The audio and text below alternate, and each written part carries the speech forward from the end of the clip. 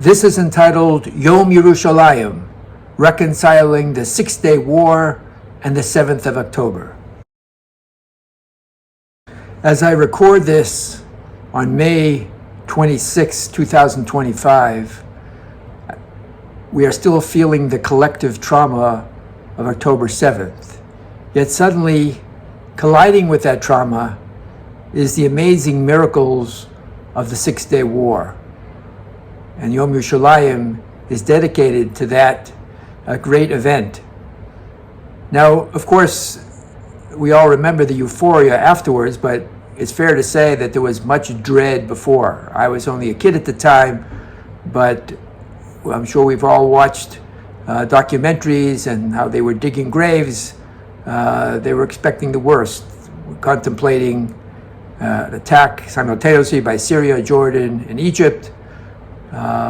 So it wasn't, a piece of cake. In any case, my purpose here is to figure out, how do you deal with this? How do you deal with manifestation of God, of miracles and majesty, and yet another manifestation of God of misery and total tragedy? And I believe that the Medrash can help. I believe that the Medrash, in essence, one of its major themes is dealing with this exact subject of reconciling the miraculous and the misery. Let me give you 3 examples.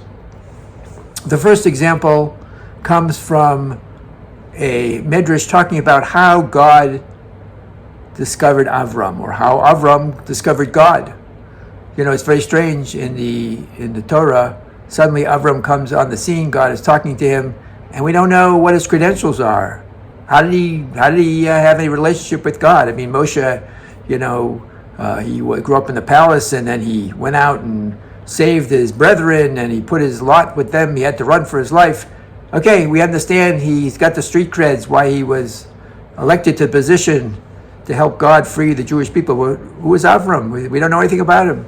So this Medrash is trying to talk about how Avram was thinking, his thought patterns, and why he deserved to be the one who recognized the singularity of God in the world. So the Medrash says that Avram was walking along and he saw a huge complex of palaces, and they were all lit up. And he looked at this huge sprawling structure, and he said to himself, surely there is one person behind all this. And this is like a metaphor for me that there's only one God controlling everything in the world. It's not like Avodah Zarah, it's not like idol worship, who says there's a God of rain, a God of sun, and a God of crops. No, there's one God controlling everything, and this is a perfect metaphor.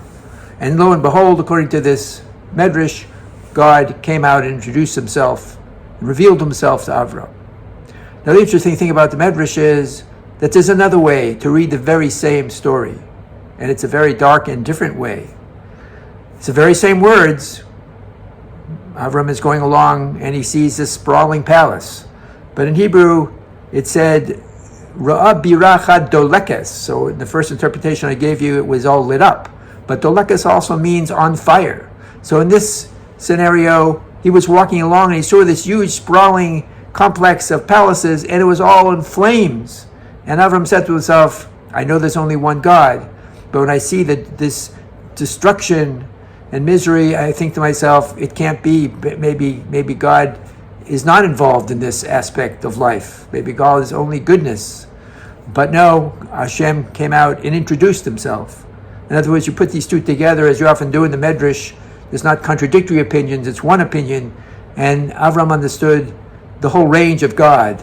There is great things, and there are things that look, awful and destructive and tragic, and yet it's the same God. Everything, it's all for the good. Everything is for the good. We don't understand it. Things that are tough and bring on suffering is an opportunity for us to grow from them and become more, ennobled. That's the way God runs the world. Second example I'm going to give you is when Adam and Chava were just expelled from from the Garden of Eden, and here they were living this life of tremendous awareness of God. It was like in the Shuk Machan Yehuda, they had the fresh fruits and vegetables, just had to grab them and eat them. Now they've been expelled. They were in the real rough world, and they didn't even know how they're going to sustain themselves. So God said to them, I have good news and bad news. There's a lot of thorns and thistles. It's not going to be like the old days where you could just pick a fruit and eat it. But there's grasses everywhere. If there's food everywhere for you, if you want to continue your vegetarian diet, just grab some grass and eat it. It's plentiful. You don't have to worry about what to eat. And how did Adam and Chava, how did they take this news? They were totally dejected. Kevan sheshama Adam Rishon Cain, hiziu panav, he was sweating. Amar mani nikshar la'avus behema, am I like an animal? I have to eat out of a trough? Is that what I've been reduced to? So I sinned, I got kicked out, and now my life is miserable. This is it. I see the misery, and that's all it's going to be. So God said to them, Amar HaKadosh Baruch Hu, v'zeyu panecha tochal lechem. So you know what? Go to the extra mile. Take those grains and grind them, harvest them and grind them and make them into wheat and bake them into bread.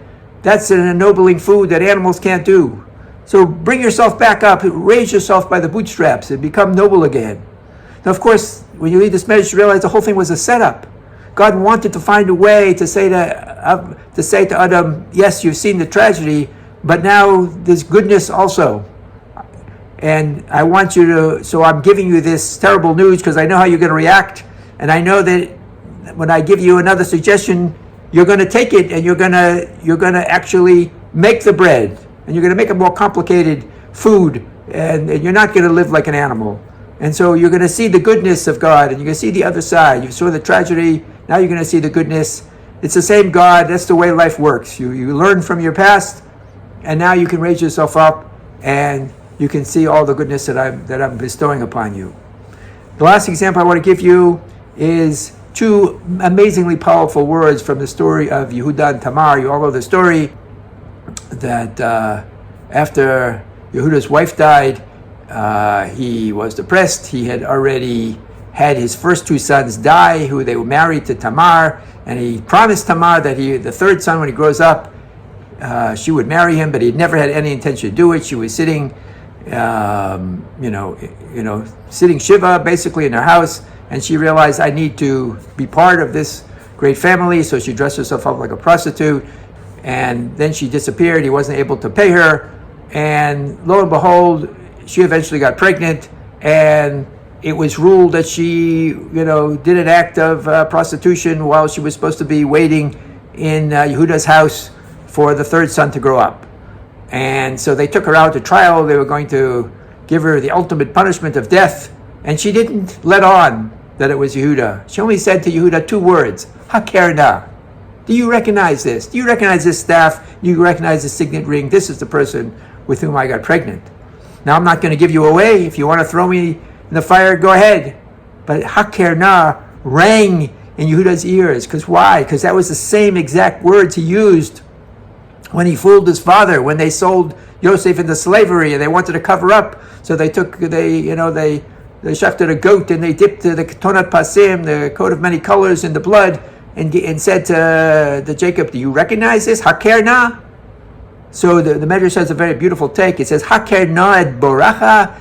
She said to him, do you recognize your God? Do you recognize the way God runs the world? Yes, you did a terrible sin, and you're dejected from it. But now there's a moment of truth. You can make up for it. You can rectify it.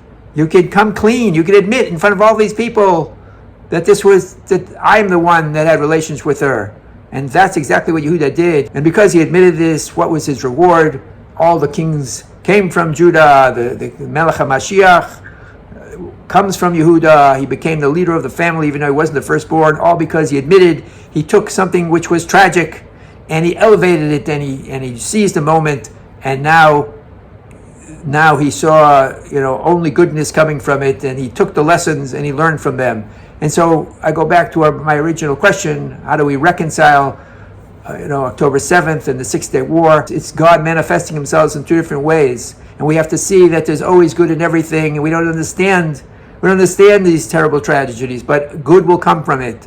and even when things go well, the 6-day war, it's also a test, right? It's a test because an army could say, it's kochi v'atzemati, it's my strength, that's how we won this war, instead of seeing God's hand in it. Everything is a test, everything is to make us grow. And so I hope by using the power of the Medrash, I've reconciled these two events.